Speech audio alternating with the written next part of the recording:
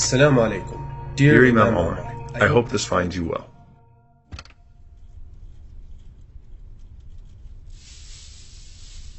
Life isn't all that exciting for me.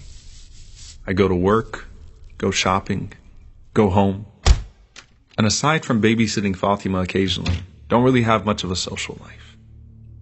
Kareem from the masjid always asks me to come volunteer for stuff, and I usually back out. But this time I decided I'd spend the weekend with him and the rest of the guys on a camping trip. Or at least that's what I thought I'd be doing.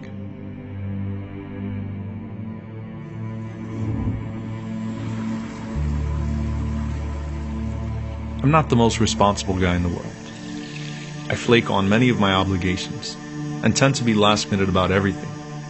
I prayed occasionally, but at times got halfway through my wudu before deciding something else was more important than the prayer. So I decided I'd hurry and catch the guys before they left. But Allah had a different plan.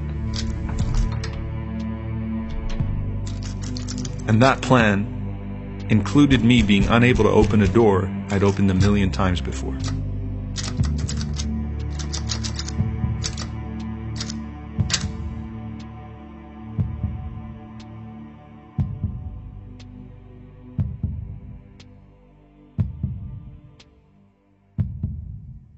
So I figured I'd call Kareem and let him know this time I wasn't flaking on anything, but was just stuck in the bathroom. Makes perfect sense, right? And you say we have the best coverage in America. We often think we've got it all figured out, and that our contingency plans are too many for us to really get stuck in anything. Someone or something is always going to be there to bail you out. It's only a matter of time. But what happens when all that is taken away from you? And both the people and possessions you thought you could rely on start to fail you.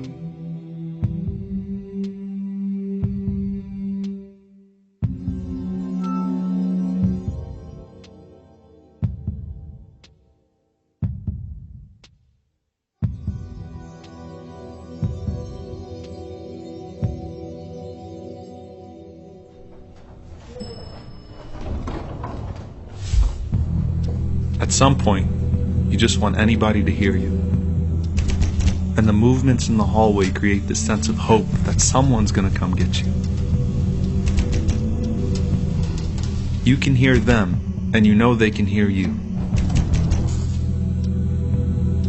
But then the sounds of the footsteps fade away, and you're left dejected, wondering if another person might pass by and hear your cries.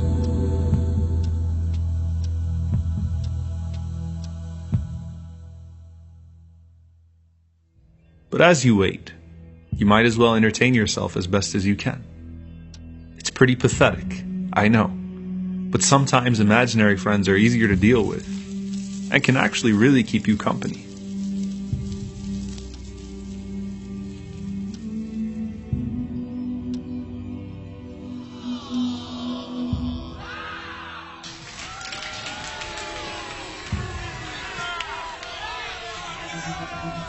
And they get boring too. And just like with any day of work, you come home, you go through your motions, and lights out.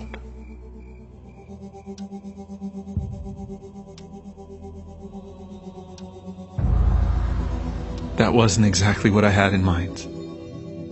And before I knew it, my bathroom started to seem more like a grave.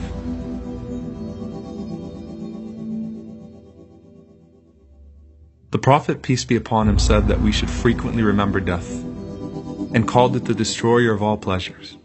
And though this might have been an odd place to do so, I probably thought of it more in those few moments than I had over the last year. It's amazing that it took getting stuck in a bathroom to start thinking about what it would be like to be alone in the grave. But I guess that's the point. Expect the unpredictable at any time. And death is the ultimate unpredictable. It was dark, cold, and lonely. And suddenly every little sound was as loud as a jackhammer.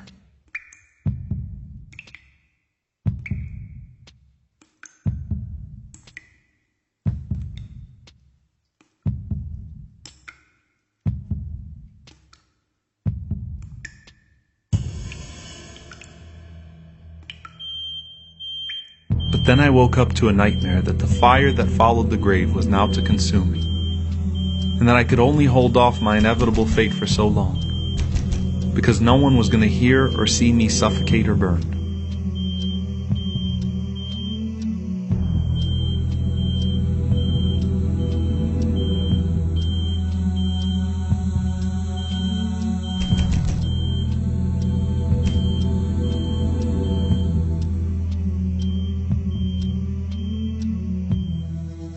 But Allah chose to spare me.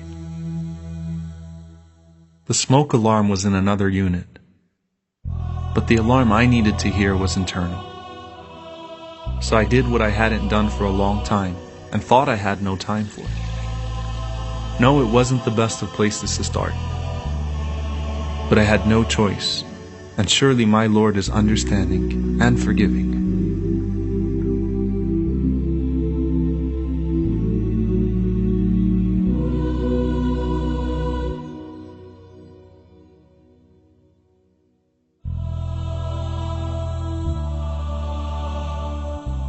Alhamdulillah. Suddenly there was clarity and an overwhelming sense that everything was going to be okay. Not because any person would hear me, but the only one who needed to hear me just did.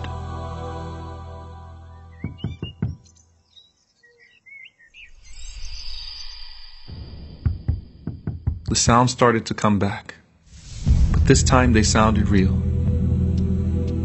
And ironically, it turned out to be the one guy I'd actually done something nice for this year.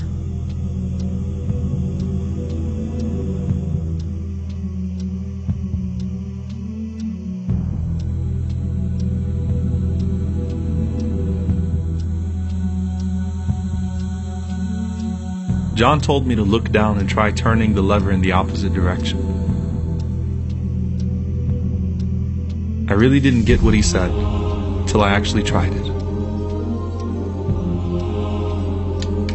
And just like that, the turner of hearts turned my heart towards him.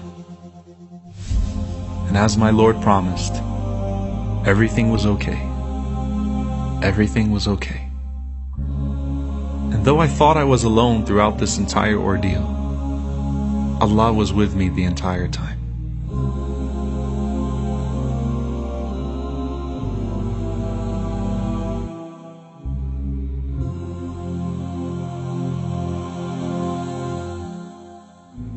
So Allah subhanahu wa ta'ala tells us in the Quran, وَمَنْ يَتَقِ اللَّهَ يَجْعَلْ لَهُ مَخْرَجًا وَيَرْزُقْهُ مِنْ حَيْثُ لَا يَحْتَسِبُ. That when you're conscious of Allah, Allah will make a way out for you. But the thing is that sometimes Allah subhanahu wa ta'ala is going to delay that way out so that He can give you some perspective. Because you see, if Ziyara would have went on that trip, he would have had a weekend of fun. But now he has a lifetime of perspective. And that's why the Prophet ﷺ, he said that when Allah sends these tests to us, He called them a'rad, which are hindrances. So Allah will take a little bit of your health so that you can recognize the blessing of your health. He'll take a little bit of your wealth so that you can recognize the blessing of your wealth. He'll take a little bit of your time so that you can recognize the blessing of your time. So all of these things are to put things back in perspective so that we don't become ungrateful, so that we don't lose, sight of the purpose in life, so that we keep our focus on Allah subhanahu wa ta'ala. And that's what the Prophet ﷺ said. He said that أَلَا كُلُّ شَيْءٍ خَالَ اللَّهَ بَاطِلُ, that the most truthful line of poetry ever spoken was that everything besides Allah subhanahu wa ta'ala is disposable. Because if you lose anything else in life, then you can replenish it with something, you can replace it with something. But if you lose Allah, you lose everything, including yourself.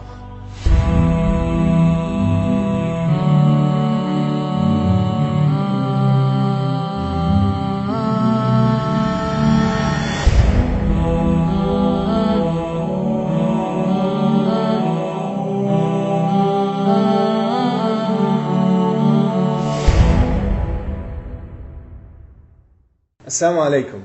Thank you guys for watching this episode. We thank you all for your support. And we hope that you enjoyed watching it. Share it, inshallah ta'ala, let people know. Make sure you like this video and you share it with your friends. If you haven't watched the previous episodes, make sure you click here. And if you'd like to watch the entire series, then click here for the playlist. Jazakumullah khair. Wassalamu alaikum wa rahmatullahi wa barakatuh.